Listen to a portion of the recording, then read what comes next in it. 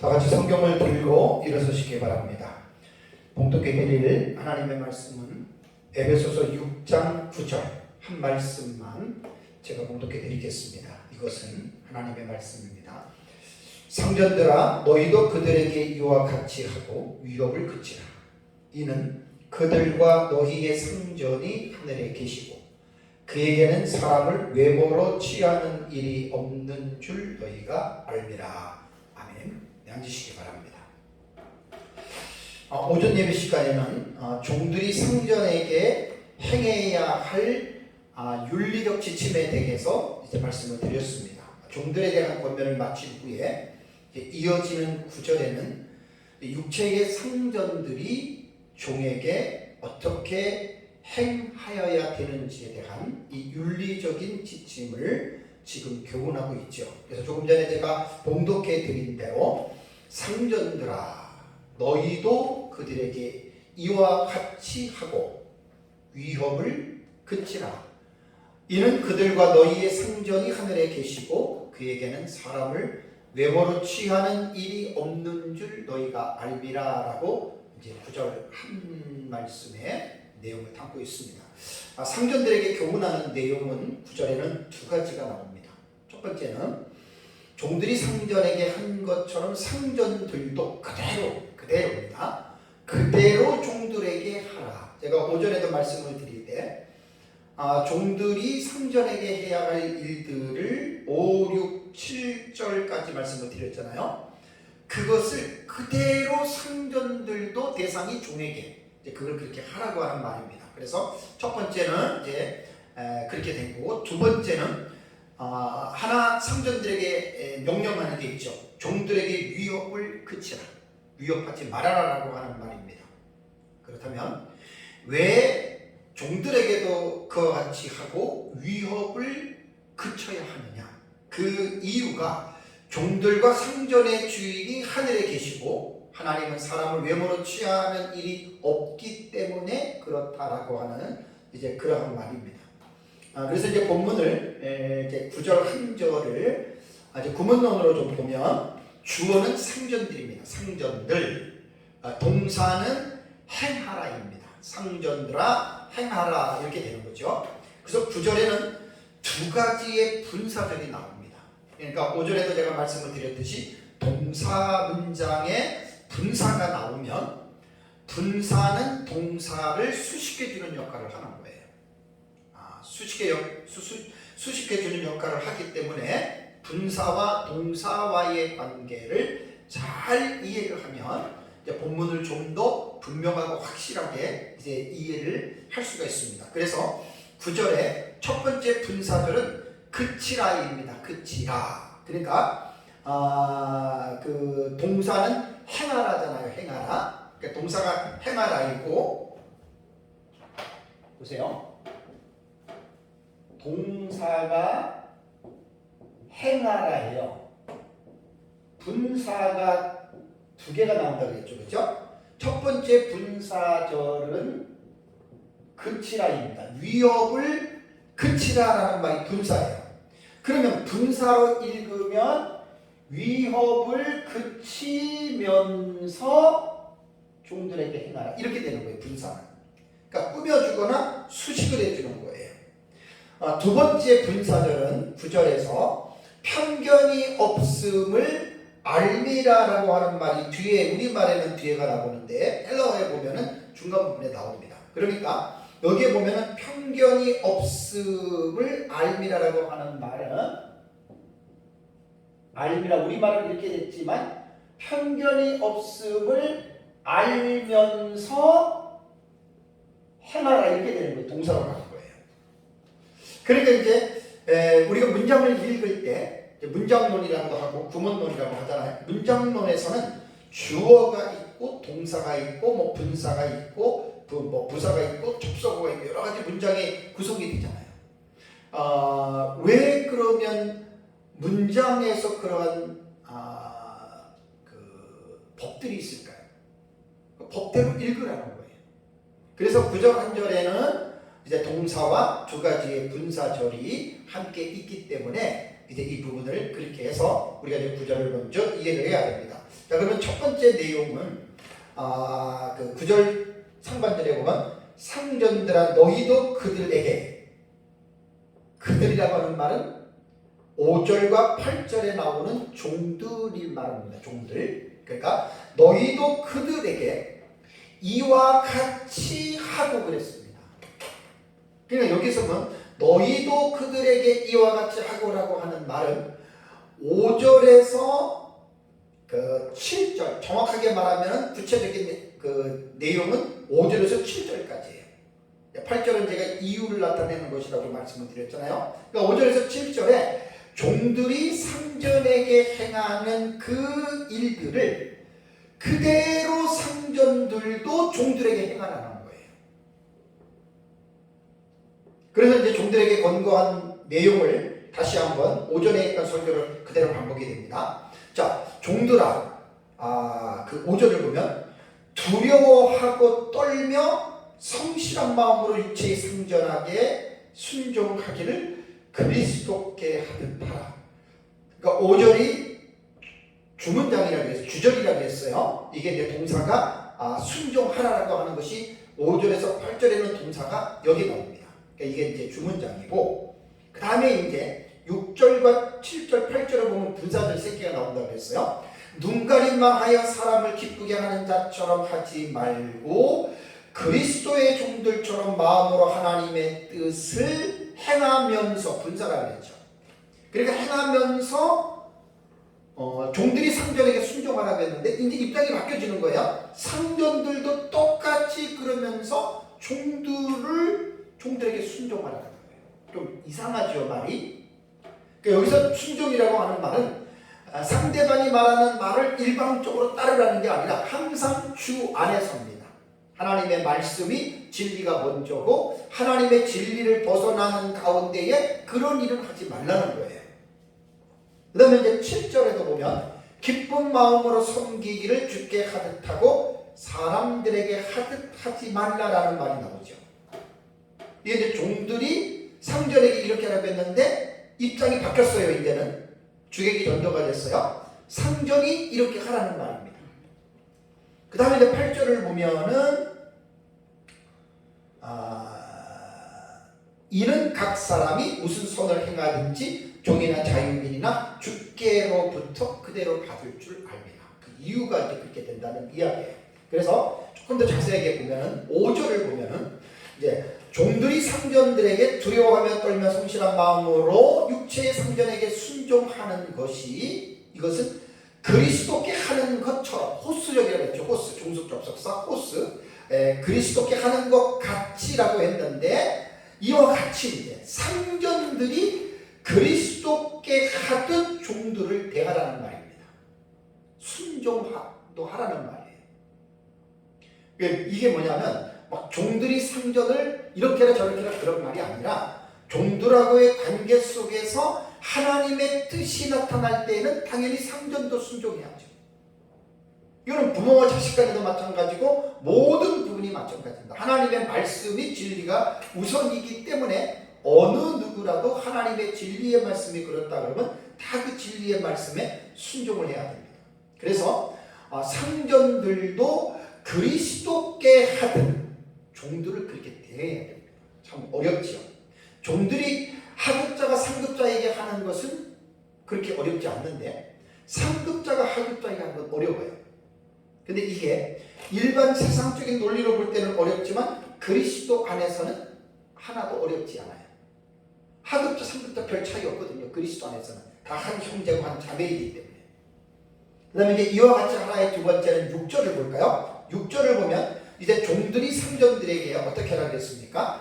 눈가림만 하여 사람을 기쁘게 하는 자처럼 하지 말라고 그랬죠. 눈가림, 아까 그 헬라어 의미 설명했습니다. 하지 말고 한 것처럼 이제 반대로 어떻게 됩니까? 상전들도 종들을 대할 때 눈가림만 하여 사람을 기쁘게 하는 자처럼 하지 말라는 거예요.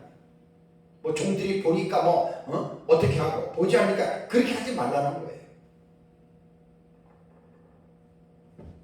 그리고 또 하나 6절에서 종들이 상전을 대할 때 그리스도의 종들처럼 마음으로 하나님의 뜻을 행하라고 얘기를 했잖아요. 이게 상전들이 이제 그렇게 하라는 거예요. 상전들도 종들을 대할 때에 자신이 그리스도의 종처럼, 그러니까 그리스도 안에서는 종이나 상전이나 다 우리가 그리스도의 종이잖아요. 그리스도 안에서. 그러니까 상전들도 종들을 대할 때 그리스도의 종들처럼 마음으로 하나님의 뜻을 행하는 자세로 상전들도 종들을 대하라는 거예요. 그러니까 오전에 종들이 상전에게 이렇게 해야 된다라고 말할 때는 종들이니까 하급자니까 상급자니까 이렇게 해야 된다라고 우리가 생각을 했는데 이게 똑같단 말이에요. 이와 같이 하라고 하는 말이 그런 뜻입니다. 7절을 보면 종들이 상전을 대할 때에 7절에 뭐라고 했습니까? 기쁜 마음으로 섬기기를 주께 하듯 하고, 그러니까 주께 하는 것처럼 사람들에게 하지 말아라 그 말입니다. 사람들에게 하지 말고 주께 하듯 기쁜 마음으로 섬겨라라고 종들이 상전을 이렇게 하라고 했는데 이게 이제 상전에게 돌아간 거예요. 주어가 바뀐 거예요. 대상. 그 움직임의 주체가 바뀐 거죠. 상전이 종을 대할 때에 사람들에게 하듯 하지 말고 기쁜 마음으로 섬기면서 주께 하듯 종들을 섬겨라. 여러분, 이거는 일반 세상에서는 이 논리가 이해가 안 돼요. 그리스도 안에서는 가능합니다. 왜? 그리스도 안에서는 이거를 지금 말을 하고 있거든요.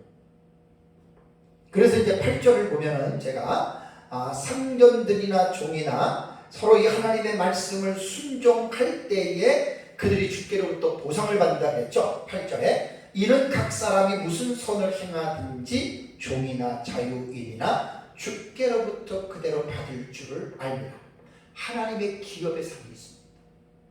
그러니까 우리가 하나님의 말씀을 순종하면 반드시 말씀을 순종한 자들에게는 하나님이 대가를 지불하십니다. 보상하십니다. 그래서 전 시간에 종들이 상전에게 행해야 할 준칙에 대해서 말씀을 드렸는데 똑같이 이제 주체가 바뀌어졌어요. 종들이 상전이 아니라 상전이 종들에게 그대로 하라는 거예요. 종들이 한 것처럼 그대로 하라는 거예요. 그래서 좀 놀라운 것은 뭐냐면 그리스도 안에서 엔크라이스트입니다. 그리스도 안에서는 종과 상전의 위치상 구분이 있을지는 몰라도 엄밀하게 말하면 평등 관계입니다. 하나님의 나라는 어떤 신분이나 위치, 어떤 계급 이런 걸 따지지 않습니다. 그리스도 안에서 우리는 한 형제, 한 자매, 하나라고 하는 이 사실을 분명하게 우리는 깨달아야 됩니다.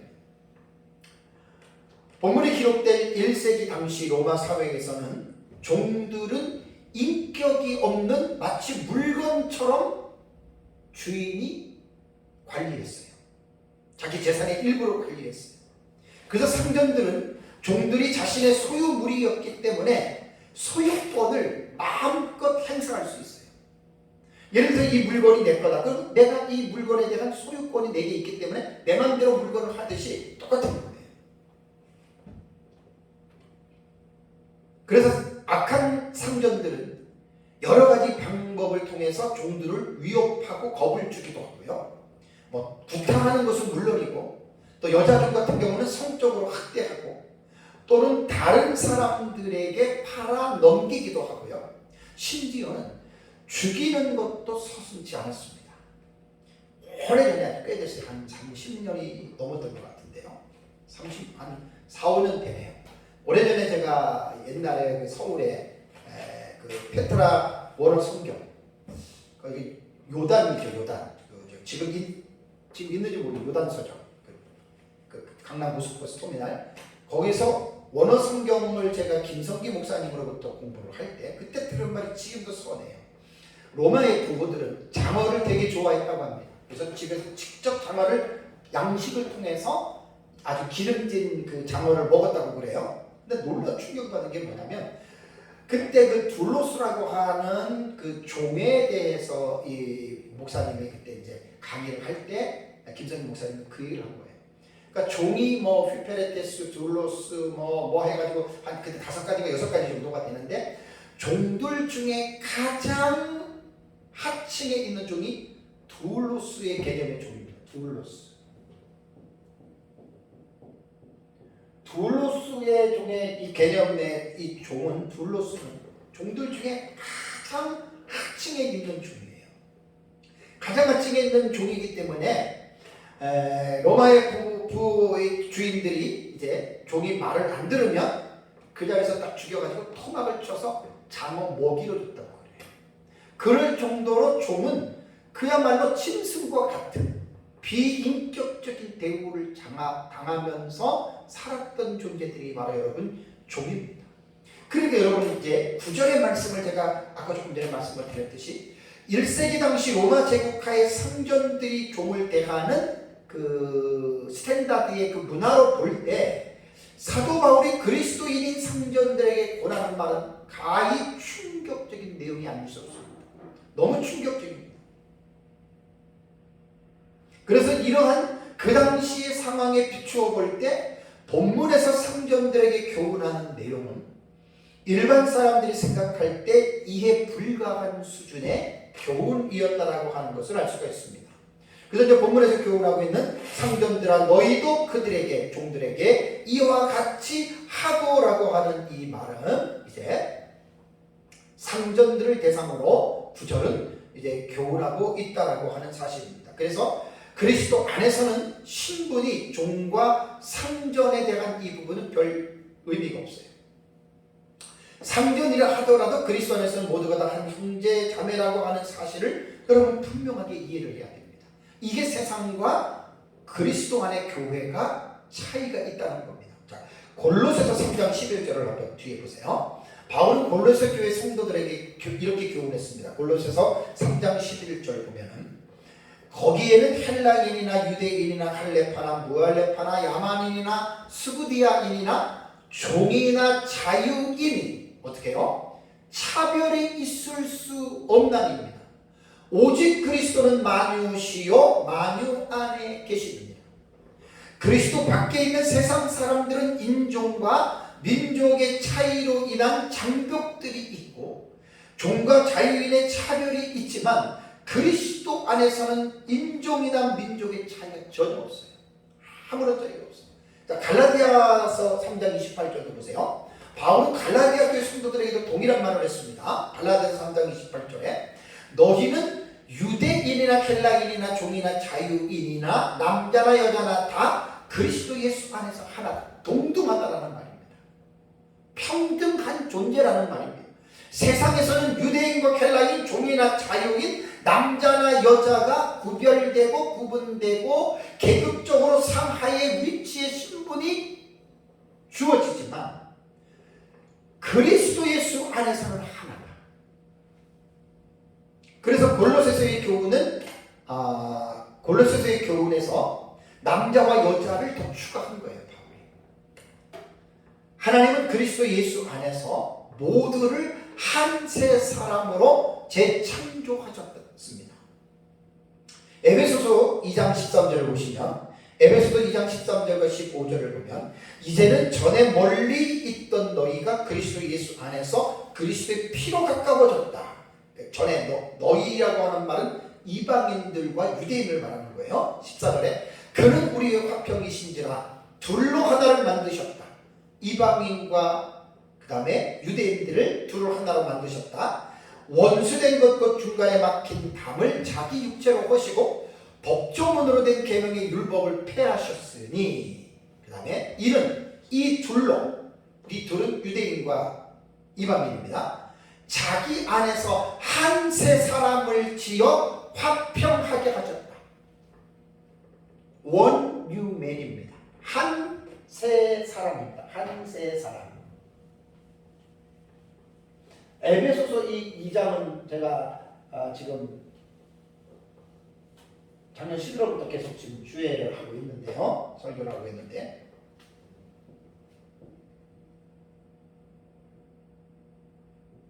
원 뉴맨 한 새로운 사람. 너무 기가 막힌 용어입니다. 에베소서에서 이는 이 둘로 자기 안에서 한 세 사람을 지으셨다. 그래서 뉴카인드라고 해요. 새 인류의 인류. 전에 없었던, 전에 있었던 것이 아니라 전에는 없었던 것이 신약시대의 예수 그리스도로 말미암아 하나의 새로운 인류를 하나님께서 다시 창조하셨다. 이게 바로 교회입니다. 에베소서는 너무너무 교회에 대해서 놀라운 중요한 의미들을 깊이 있게 우리에게 교훈하고 있습니다. 그래서 유대인과 이방인 모두를 그리스도 안에서 새 사람으로 하나님께서 재창조하셨다. 새로운 인류입니다. 물론 조건이 하나 있습니다. 믿는 자들입니다. 믿는 이방인과 믿는 유대인입니다. 그러니까 믿는 자들은 구별이 있을 수가 없고 차별이 있을 수가 없다라고 하는 말입니다. 자, 그래서 바울이 상전들에게 권고하는 것은 그리스도인들은 일반인들처럼 종도를 비인격적으로 대하지 말고, 무시하지 말고, 짐승처럼 대하지 말고 그리스도 안에서 원유맨이에요. 한 새 사람, 한 새로운 인류로서 예수 그리스도를 통해서 하나님의 자녀가 되게 했잖아요. 그러니까 세상에서는 비록 신분이 있지만 그리스도 안에서는 그런 걸 따지지 말라는 거예요. 뭐 교회까지 들어가지고 회장님, 뭐 과장님, 뭐 사원 이러지 말라는 거예요. 교회는 밖에 나가서는 사회적인 어떤 구조 안에서 그러한 신분은 우리가 인정을 해야 됩니다. 왜냐하면 바울도 이 당시의 상종과 종의 문화를 거부하거나 잘못됐다라고 말은 하지 않고 그대로 이 세상의 문화와 가치관을 인정을 했습니다. 그러면서 거기서 그리스도인들은 어떻게 행해야 되는 것에 대한 윤리적인 지침을 바울이 설명했던 것처럼, 그러나 교회 안에 들어오면 회장님, 사장님, 과장님 이런 게 필요 없어요. 주인, 머슴 그런 게 필요 없어요. 한 형제입니다. 그러니까 교회 안에 들어오면 그런 것들을 다 벗어버려야 돼요. 신분이라던가 돈 많고 적고 많이 배우고 그런 게 중요한 게, 그리스도 안에서는 그런 게 문제가 하나도 안 됩니다. 그래서 하나님께서는 종들에게 요구하는 대로 그리스도인의 주인들, 상전은 주인이라는 말입니다. 큐리오라고 하는 주인입니다. 그리스도인들의 주인에게도 동등하게 요구하고 있다는 것입니다. 그래서 이것은 종과 주인, 곧 상전이 상호관계에 똑같은 행위의 기준을 가지고 있다고 하는 것을 기억해야 됩니다. 특히 그리스도인의 주인들은 종들과 마찬가지로 종들을 대할 때 정말 주님을 섬기듯이 온 마음을 다하여 기쁨으로 섬겨야 됩니다. 오전에도 말씀을 드렸지만 종들은 이렇게 하기가 쉬워요. 하급자가 상급자한테 이렇게 하는 건 쉬운데 상급자가 하급자한테 하는 게 어려워요. 근데 이거 해야 돼요. 그러니까 우리가 예수 그리스도를 믿고 새로운 인류가 돼서 한 새 사람이 됐어요. 그리스도 안에서. 그러면 그리스도 안에서 새롭게 형성된 그 인류의 가치관과 법을 따라야 돼요. 세상에서 우리가 있었던 그런 걸 따라가면 안 되거든요. 그래서 로마서 12장 2절을 보면 너희는 이 세대를 본받지 말고 오직 마음을 새롭게 함으로 변화를 받아 하나님의 선하시고 기뻐하시고 온전하신 뜻이 무엇인지 분별하도록 하라라고 말을 했습니다. 그러니까 이 세대의 문화나 가치관을 무조건 따라가지 말고 안 됩니다. 무조건 따라가면 안 됩니다.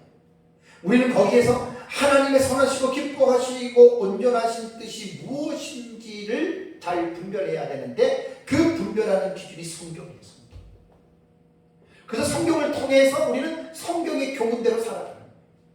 그럼 바울 당시에 로마 제국하의 상전들은 자기네들이 다뤄왔던 방식대로 종들을 비인격적으로 대하고 짐승처럼 다루었다는 말이에요. 근데 그리스도 안에서 예수 그리스도를 믿고 하나님의 자녀가 됐다면 그렇게 하지 말라는 거예요. 그럼 그리스도인 한 새 사람으로 지음받은 그리스도인의 공동체에는 그렇게 하지 말라는 거예요.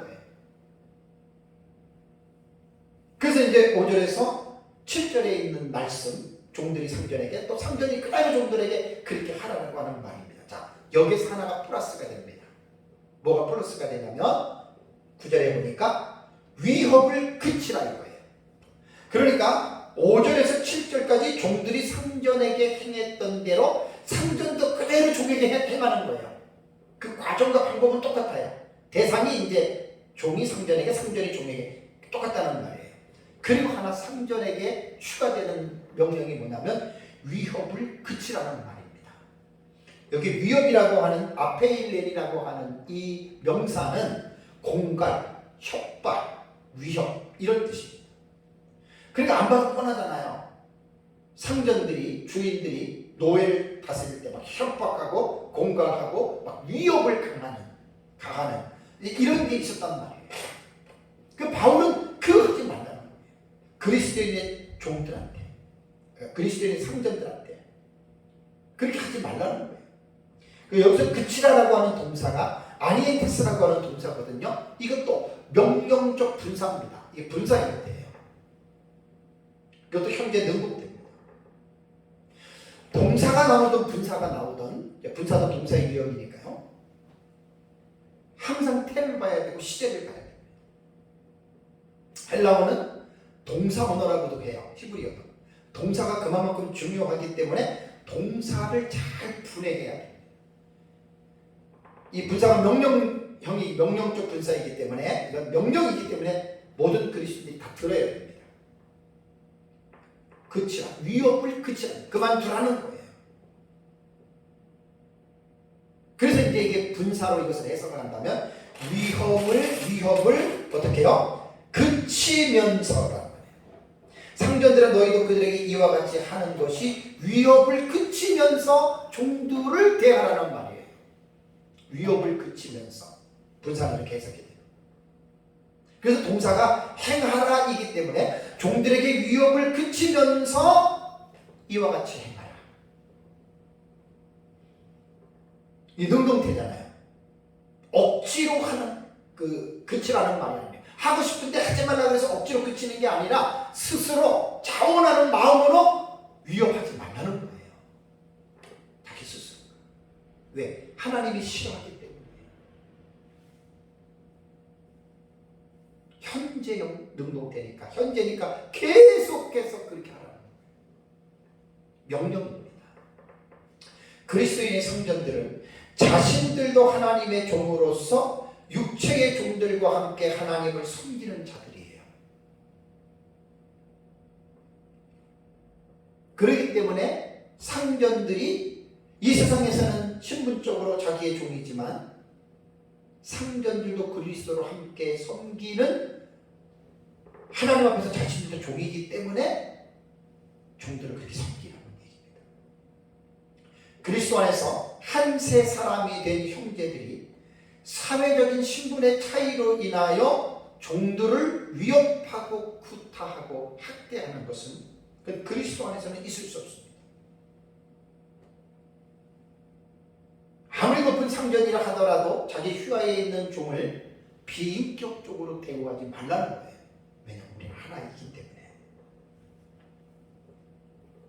그러면서 이제 사도 바울은 9절에서 육체의 상전들이에게 두 가지의 사실을 상기시켜주고, 상기라고 하는 말은 기억나게 하는 거예요. 이것은 그리스도인들의 상전들도 알고 있다라고 하는 것을 가정하에 이제 두 가지를 기억나게 해줍니다. 그것이 이제 그 뒤에 보면 나오잖아요. 상전들아 너희도 이거 그치라 해놓고 그 다음에 뭐예요? 이는 왜요?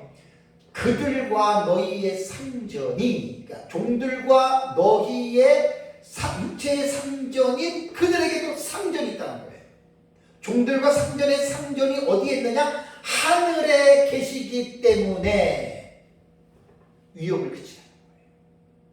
그다음에 두 번째는 그에게는 하늘에 있는 상전이신 하나님은 사람을 외모로 취하는 일이 없는 줄 너희가 안다. 이것도 분사형이라고 그랬어요. 그럼 이제 두 가지를 한번 참고해 보겠습니다. 자, 첫 번째는 그리스도인의 상전들도 그들의 상전이 하늘에 계시기 때문에 너희가 알고 있지? 조심해. 이 말입니다. 골로새서 본문에도 4장 1절을 보면 상전들아 의와 공평을 종들에게 베풀지니 너희에게도 하늘의 상전이 계심을 알지어다. 안단, 그리스도인들은 안단 말이에요. 이 세상에 종이고 상전이고 이런 걸 떠나서 우리를 지으신 창조주 하나님의 하늘에 계시는구나. 이것은 모든 그리스도인들이 공통적으로 알고 있는 그러한 여러분 사실입니다. 우리를 지으신 분이 하늘에 계신다라고 하는 주인이라고 하는 걸 아는 거예요. 그래서 하늘에 계신 상전은 삼위일체 하나님을 말합니다. 사도 바울이 종들과 상전들에게 하늘의 상전이 있음을 안다는 말의 의미는 종들과 상전을 지으신 분이 하나님이시다. 너희들도 알고 있지 않느냐? 이것을 상기시켜 주는 거예요.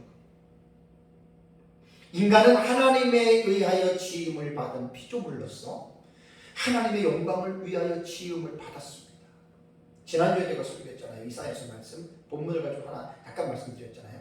하나님이 왜 우리를 창조하셨죠? 자신의 영광을 받으시기 위해서 인간을 만든 거예요. 하나님은 이 세상에서 육체적인 종들의 하나님인 동시에 상전들의 하나님도 되신다는 말입니다.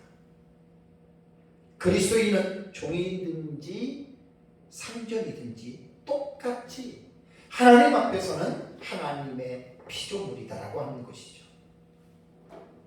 그래서 육체의 상전들이 창조주 하나님이 있음을 잊어서는 안 된다. 그 창조주 하나님이 우리 인간의 큐리오스 주가 된다는 거예요. 주가. 상전은 큐리오스 주라는 말이거든요. 그래서 육체의 주인, 하늘의 주인 이렇게 되는 거예요. 자, 골로새서 본문을 말하기를 골로새서 3장 25절을 보면 불의를 행하는 자는 불의의 공을 받으리니 그랬습니다. 불의는 하나님의 의를 행치 않는 건데 하나님의 말씀을 불순종하는 거예요. 하나님의 말씀을 불순종하는 자는 불순종한 보응을 받는다. 우리는 어떻게 언제 받는지 우리는 몰라요. 그렇지만 성경은 그걸 우리에게 경고하고 있어요. 모든 사람은 마지막 날 그리스도의 심판대 앞에 서서 최후 심판을 받습니다. 5절에도 제가 고린도후서 5장 10절 말씀을 나누었죠. 이는 우리가 다 반드시 그리스도의 심판대 앞에 나타나게 되어 각각 선악간에 그 몸으로 행한 것을 따라 받으려 합니다. 그리스도인들은 이 세상을 살면서 바울의 고백을 깊이 마음속에 새겨두어야 됩니다. 우리가 다 반드시입니다. 분명합니다. 확실합니다. 모두가 다 반드시 그리스도의 심판대 앞에 서게 된다. 이 세상에 살면서 선이든 악이든 간에 그 몸으로 행한 것을 따라 받으려 한다. 물론 구원받은 사람에게는 죄를 졌다 하더라도 죽음을 통해서 그 죄가 용서되기 때문에 천국이냐 지옥이냐에 대한 심판은 사실 없습니다.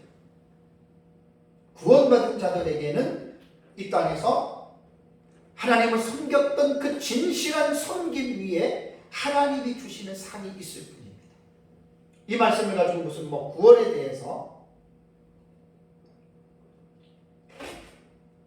구원의 문제를 논하면 하면 안 되는 겁니다. 이 부분. 그래서 계시록 20장 11절 이하의 크고 힘보자 심판, 마지막 심판, 마태복음 25장의 양과 음식 비유 전에 말씀드렸어요. 그것이 바로 이제 그 심판이라고 하는 이거를 꼭 기억해야 됩니다. 그래서 우리 모든 그리스도인들은 최후의 심판이 있음을 분명하게 기억하고 이 세상에서 사는 날 동안 두렵고 떨림으로 살아야 돼요. 구원받았으니까 나는 이제 됐어. 구원받았으니까 나는 이제 지옥 안 가. 구원받았으니까 나는 내 하고 싶은 대로 보고 받아 누리고 살아야 돼. 이게 아니고 정말로 두렵고 떨림으로 경건한 삶을 살아야 돼요. 경건이라고 하는 말은 하나님의 말씀을 순종하는 삶입니다. 두 번째가 하늘에 계시는 상전이 하나님은 사람을 외모로 취하는 일이 없다라는 말을 하고 있습니다. 이것도 바울이 상전들에게 너희가 이거 알고 있지 않느냐 그것을 상기시켜 주는 거예요. 여기에 사람을 외모로 취하는 일이라고 하는 프로스폴렙시아라고 하는 이 헬라어 단어는요, 편파심, 편견 혹은 차별 대우를 가리킵니다. 사람을 차별하는 거예요. 그러니까 이것은 프로스폴렙시아라고 하는 이 단어, 사람을 외모로 취하는 일이라고 하는 이 말은 겉으로 드러난 외적인 요소들에 의하여 사람을 판단하는 거예요. 아, 이 사람이 돈이 얼마냐? 이 사람이 권력이 있느냐? 이 사람이 땅이 얼마나 있느냐? 예를 들어 이런 것들. 그러니까 외적인 어떤 요소들을 근거로 해서 사람을 대하는 거예요. 그게 평가하는 거예요. 그래서 이제 이런 사람들은 외모가 보잘것도 없고 외적인 어떤 형편이 좋지 않으면 무시하지요. 그런 사람 막 대하잖아요. 근데 이제 이런 사람들은 외적인 어떤 자기가 가지고 있는 외적인 것들이 좋으면 또 그런 사람들 앞에서는 또 구시구시되고 그런 사람을 선대합니다. 바울은 상전들에게 교훈하기를, 오늘 그 9절에서 마지막 부분은 그겁니다.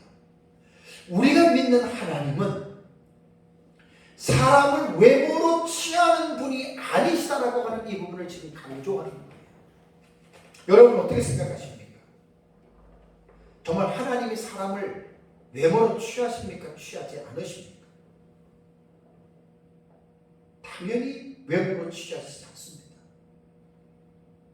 사람의 지식이 많거나 적거나 돈이 많거나 적거나 권력이 높거나 그런 것 따지지 않아요. 하나님은. 그리고 이 세상에서 신분이 하급자냐 상급자냐 해가지고 종이냐 주인이냐 그거 하나님 종이라고 무시하고 주인이라고 해가지고 우대하시는 분이 아닙니다. 꼭 기억하시기 바랍니다. 하나님께서는 이 땅에서도 사람의 신분의 차이에 따라 차별하지 않으실 뿐 아니라 마지막 날에도 동일합니다. 마지막 날 최후의 심판에도 종이든지 주인이든지 사회적 지위를 고려하지 않으십니다. 그리고 아까 고린도후서 5장 10절의 말씀처럼 각 사람이 행한 대로 선악간에 은밀하게 하나님께서 심판하신다라고 하는 것을 기억해야 돼요. 왜 종과 상전의 본문에서 마지막 상전들에 대한 이 권면에서 이 부분을 이야기하는 줄 아십니까? 왜 미래형으로 동사가 미래 시제라고 그랬잖아요. 왜 이렇게 말하는 줄 아십니까? 이 땅을 살 때 조심하면서 살라는 거예요. 두렵고 떨림으로 정신 차리고 하나님의 말씀대로 이렇게 조심해서 살아가라는 말입니다. 생각 없이 막 자기 하고 싶은 대로 그렇게 살아가지 말라는 겁니다. 사랑하는 성도 여러분, 바울 당시에 1세기 로마 제국 시대에는 이 종의 문화가 당연시되었던 사회였습니다. 오전에 말씀드린 대로 한 종의 수가 로마 제국하에 한 5천만에서 6천만 명 정도가 종의 인구라고 했으니까 거의 사회에 만연해 있는 그런 이제 문화적인 풍조라고 볼 수가 있습니다. 그러나 21세기 우리가 지금 살고 있는 이 시대에는 특별한 소수의 나라 외에는 종의 문화가 없습니다. 그래서 제가 오전 예배 때 첫 시간에 말씀을 드릴 때 그렇다면 우리는 1세기에는 종과 상전이 있어서 그들에게 이 말씀이 적용이 됐지만 21세기에 살아가고 있는 우리에게는 종과 상전의 문화 구별이 없거든요. 그럼 우리는 어떻게 이 본문을 어떻게 읽어야 되느냐? 그래서 제가 오전에 말씀드렸잖아요. 설교 전에 현재 사회의 구조 내에서 이 본문을 읽어내야 되는데 우리가 살고 있는 현 시대 현 사회에서 이 본문을 읽어낼 때 사회를 구성하고 있는 여러 가지 요소들 가운데에 기업주와 노동자들의 관계를 이 본문을 대입하면 딱 맞습니다. 그럼 적용이 아주 정말 기가 막히게 적용이 될 수가 있습니다. 그리고 이제 조금 더 나가서 이 본문을 기업과 어떤 기업이나 노동자와의 관계보다도 더 나아가서 사회 전반에 형성되어져 있는 조직체들이 있죠. 공동체들이 있죠. 그 공동체 안에서는 위계 질서라는 게 있어요. 반드시 위계 질서라는 게 있어요. 그 넓게는 그 분야까지도 에베소서 6장 5절에서 9절에 있는 이 내용의 본문을 확대해서 읽으면 충분히 이 본문을 통해서 우리 그리스도인들이 기업인들이나 노동자들이나 또 우리가 몸담고 있는 사회의 그 공동체에서 아주 아름답고 좋은 그러한 모습에 또 그러한 삶의 모습을 실천하면서 여러분 살아갈 수 있다고 하는 말입니다. 기업주들은 회사의 상급자들로서 종과 상전의 관계를 볼 때는 상전에 해당이 된다고 했어요. 노동자들은 종과 상전의 관계에서 종의 위치에 해당하는 존재로 이제 적용할 수가 있습니다. 그래서 아까도 말씀드렸지만 이것은 마치 우리가 기업주는 상급자고 노동자는 하급자 그래가지고 어떤 사람을 차별하려고 하는 말이 아닙니다.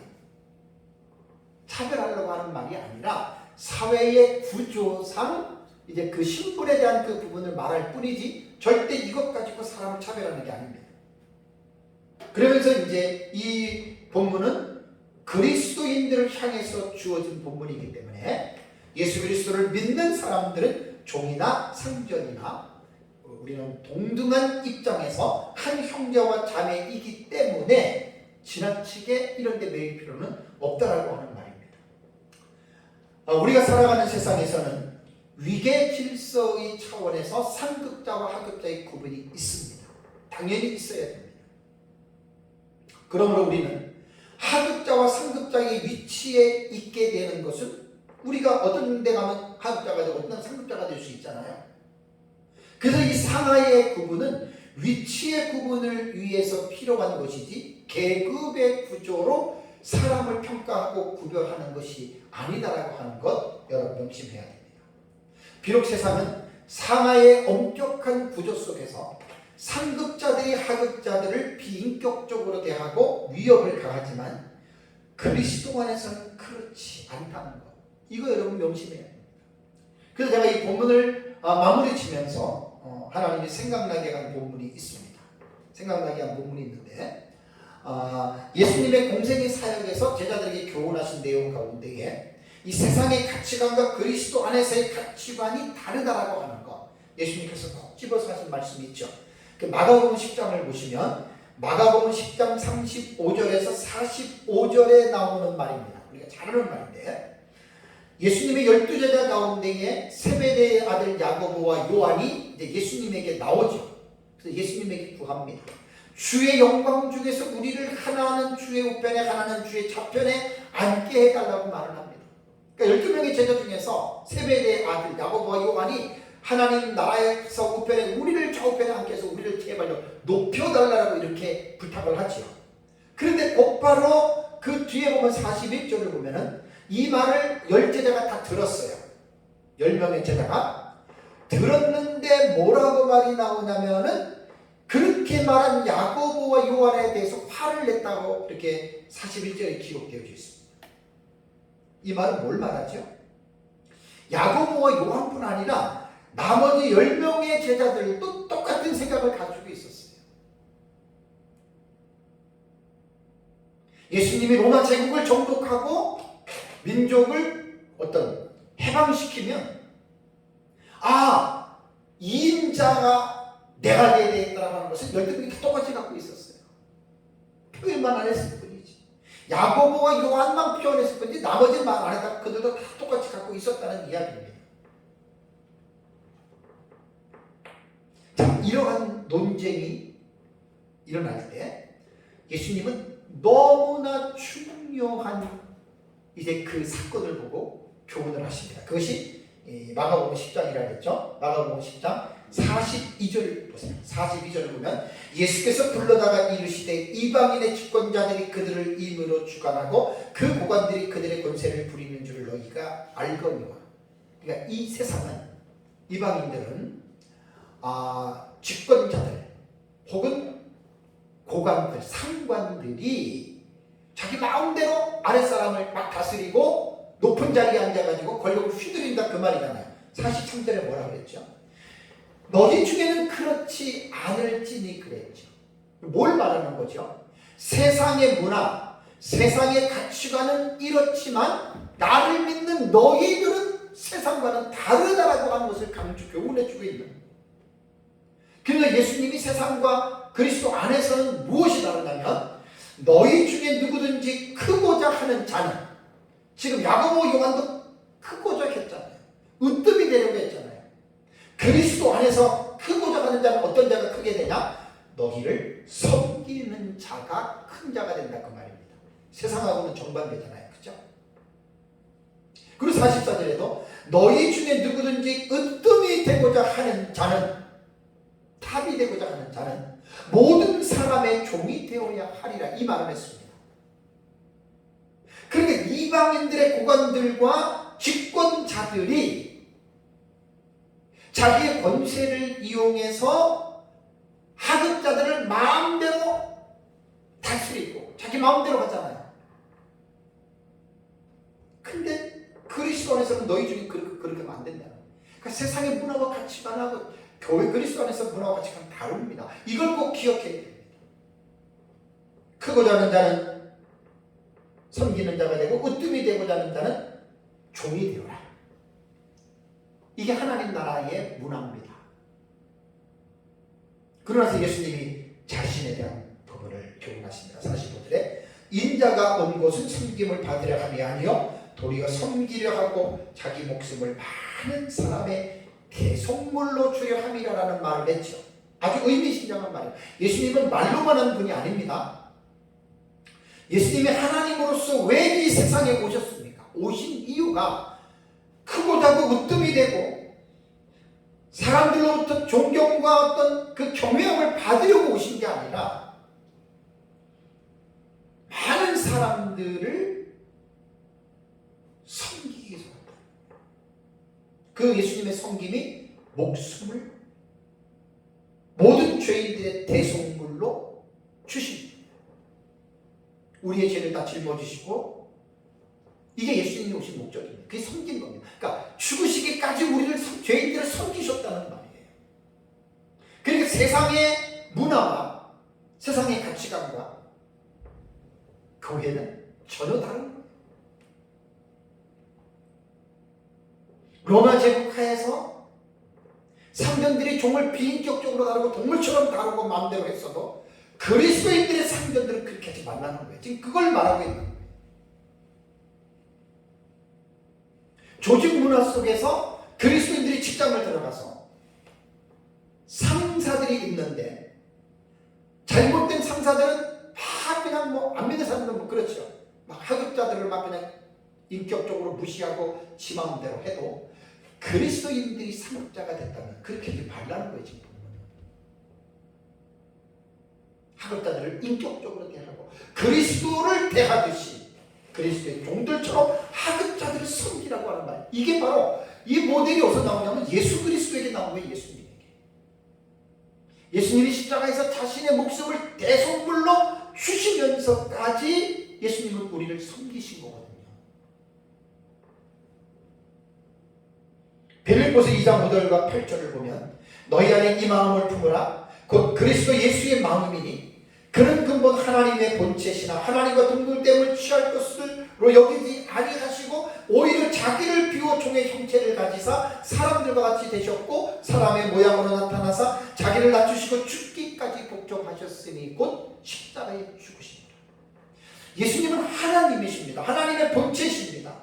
하나님과 동등됨을 당연히 취하셔야 될 분임에도 불구하고 자신을 비워서 종의 형체를 가지셨다. 세상하고 다르잖아요. 그리고 자신을 낮추시고, 이게 이제 인카네이션이에요.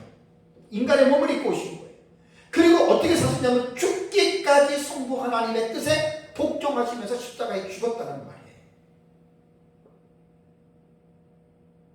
이것이 그리스도의 마음이고 바로 그리스도의 정신이에요.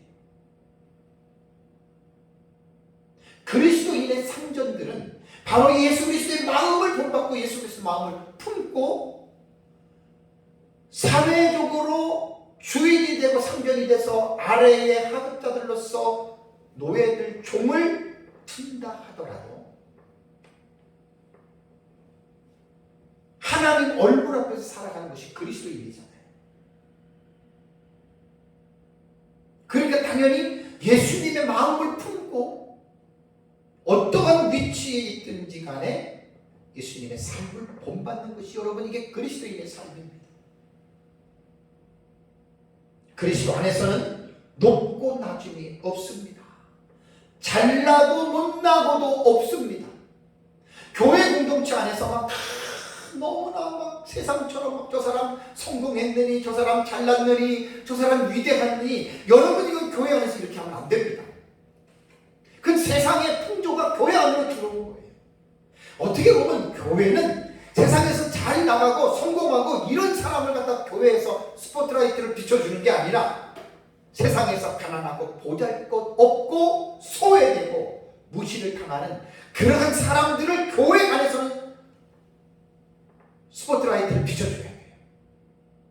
그리고 그들을 마음을 다해서 사랑하고 그들을 세워주고 그들을 섬겨주는 것이 여러분 이것이 성숙한 그리스도인의 삶입니다. 오늘날 교회는 어떻습니까? 과연 교회 안에서 어떤 사람이 추앙을 받습니까? 그 사람 공부 잘해서 뭐 어느 대학을 갔더니 뭐 돈 많이 벌어가지고 회장이 됐느니 저 사람은 박사가 몇 개고 뭐 저 사람 참 대단한 사람이고 성공했다 그래서 그냥 그 사람 앞에서 교인들이 굽시굽시 된다면 여러분 그것은 성경을 잘못 읽고 있는 거예요. 교회는 그렇게 하면 안 됩니다.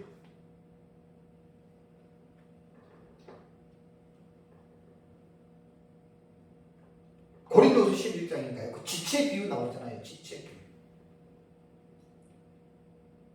보잘것 없는 지체를, 연약한 지체를 귀하게 보는 거예요. 귀하게. 참 여러분 이게 중요한 말입니다. 세상에서는 성공한 자들을 중심으로 역사가 스토리가 전개되잖아요. 교회까지 교회 안에 들어와서도 그렇게 된다면 과연 이게 교회가 세상하고 다를 바가 뭐가 있습니까? 잘되고 성공하고 부유하고 그런 것은 100% 하나님의 은혜입니다. 하나님의 복을 주신 겁니다. 거기 자기 자랑할 필요가 없습니다. 거기서 자기 자랑한다면 그 사람은 교만한 겁니다. 사도 바울이 고린도전서 15장 10절에 내가 다른 사도들보다 더 많이 수고했다라고 바울이 자기 입으로 고백을 했습니다. 맞습니다. 다른 사도보다 더 많이 수고했지만 이것이 내가 한 것이 아니라 나와 함께 하신 하나님의 은혜로 내가 다른 사도보다 더 많이 수고했다. 그러니까 내가 한 게 아니라는 거예요. 근데 이 세상에서 다른 사람보다 내가 좀 더 낫고 월등하고 많이 가지고 많이 배웠고 내가 많은 높은 자리에 앉아 있다면 신앙적으로 말한다면 그것은 내가 잘나서 게 아니라 하나님의 절대적인 은혜로 내게 하나님의 복을 부어 주신 거예요. 거기서 절대적으로 내가 했다라고 말하는 그 사람 나쁜 사람이고 바울처럼 하나님의 은혜로 내가 이렇게 성공하고 높아졌다. 그러면 그 사람들이 교회에 들어가면 낮아져야 됩니다. 자기를 드러내면 안 됩니다. 교회 안에서도 그런 사람을 너무나 스포트라이트를 비춰주면 안 됩니다. 장로님 뭐 회사 회장님하고 교회에서 그런 말을 하면 안 됩니다. 차라리 그런 사람이라면 뭐 훌륭한 사람들도 많죠. 장로들 같은 경우 주일날 교회 가면은 촬영 인사하는 장로 훌륭한 분들도 꽤 있어요. 큰 회사 기업체 회장인데 주일날 교회 오면 성도들 올 때 그 주차 위원하거든요. 거기에 보면 자기 회사에 말단 직원들도 있을 거 아니에요. 그런 분들이 하나님 나라에서 큰 자예요. 그래서 아까 예수님이 말한 것처럼 너희 중에 크고자 하는 자는 너희 중에 으뜸이 되고자 하는 자는 섬기고 종이 되는 그 사람이 하나님의 나라 가면 진짜 큰 자가 된다. 그 말입니다. 그걸 잊어버리면 안 됩니다. 이 세상에서는 조직화된 공동체이기 때문에 반드시 위계 질서가 존재합니다. 물론 교회도 마찬가지입니다. 하나님이 질서를 세우셨습니다. 그런데 그리스도 안에서는 다시 말씀드리면 무조건 없습니다. 세상에서는 상급자와 하급도 일치겠다 그러더라도 교회 안에서는 그게 없습니다. 그래서 오늘 6장 9절에 상전들아라고 상전들에게 말을 하면서 세상에서처럼 너희들 그렇게 마음대로 하지 말고 종들이 너희를 섬겼던 것처럼 그대로 너희들도 종들을 섬기라 그 말입니다. 그리고 위엄을 비치라 그 말입니다. 왜냐하면 하나님이 너희의 상전이 하늘에 계시고 하나님은 사람을 외모로 취하는 분이 아니시기 때문에 하나님의 얼굴 앞에서 두렵고 떨림으로 정직하고 진실한 삶을 살아가라는 것입니다. 내가 상급자고 내가 위에 있다고 해서 아랫사람들을 함부로 대하지 말라. 우리가 그리스도, 교회가 그리스도를 존중하면서 우리가 그리스도에 행하듯이 상전들, 상급자들은 아래에 있는 사람을 무시하지 말고 그리스도에게 하듯이 그렇게 하라는 거예요. 그렇게 할 때 8절의 말씀처럼 이는 각 사람이 무슨 선을 행하든지 종이나 자유인이나 주께로부터 그대로 받을 줄을 알미라라고 말했습니다. 말씀을 맺겠습니다. 이 세상은 죄악된 세상이기 때문에 마귀가 이 세상의 임금입니다. 그리고 마귀는 믿지 않는 자들 속에서 온갖 포악하게 이 사회의 분위기를 만들어 갑니다. 위협하고 공갈을 하고 협박하고 죽이고 못된 짓들을 상급자들을 통해서 상전을 통해서 막 비인격적으로 무시하고 그렇게 합니다. 이게 세상입니다. 이런 세상 속에서 바울은 그리스도인의 공동체를 향하여 성령의 감동을 통하여 세상에서는 종과 상전의 신분의 위치와 차이가 있지만 너희들이 예수 그리스도를 믿고 하나님의 자녀가 되었다면 세상에서 하던 방식대로 하지 말고 너희가 new man, 한 새로운 사람, new kind예요. 한 새로운 인류가 되었기 때문에 새롭게 재창조된 교회의 그리스도의 공동체 안에서는 세상의 가치관을 버리라는 거예요. 문화를 버리라는 거예요. 그대로 가지 말라는 거예요. 그리스도 안에서 우리는 형제요. 그리스도 안에서 우리는 다 자매요. 그렇기 때문에 서로가 대접을 받고 존경을 받고 마음껏 다스리고 임의대로 갖지 말고 피차가 세상에서 상전이고 종이고 그걸 떠나서 그리스도 안에는 평등이에요. 차별이 없어요. 구별이 없어요. 그 돈 많고 적고 그 세상에서는 그렇지 교회에서는 그런 걸 따질 만한 주제가 아닙니다. 회장이니 사원이니 미화분이 그런 거 미화 이런 그런 거 따질 게 아닙니다. 교회는 그런 게 중요한 게 아닙니다. 그리스도 안에서 우리는 하나다. 한 형제다. 그래서 오늘 종과 상전의 규칙의 말씀을 모든 그리스도인들이 마음속에 새겨야 됩니다. 어느 한쪽이 일방적으로 주장해서는 안 됩니다. 이 종과 상전의 텍스트를 오늘 우리가 살고 있는 이 시대 사회적인 조직 문화 속에서 우리가 이것을 읽어내고 적용해야 됩니다. 그래서 회사에서나 공동체에 상급자와 하급자가 있듯이 그걸 인정해야 됩니다.